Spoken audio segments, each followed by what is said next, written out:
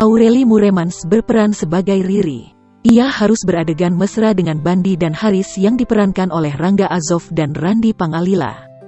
Adegan mesra tersebut adalah Aureli Muremans menghadapi adegan ciuman dengan Rangga Azov dan Randi Pangalila. Karena memang dibutuhkan dalam skene ya sudah berjalan aja.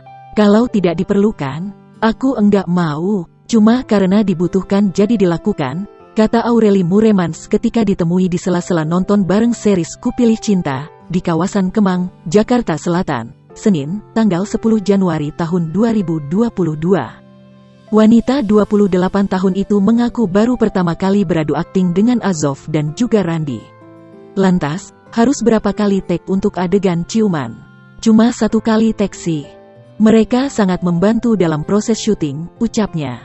Wanita kelahiran Brussels, Belgia, tanggal 8 Agustus tahun 1993 itu tak kesulitan menghadapi adegan ciuman dengan Randi dan Azov, karena Aureli sedang jomblo. Waktu itu lagi jomblo, jadi santai aja.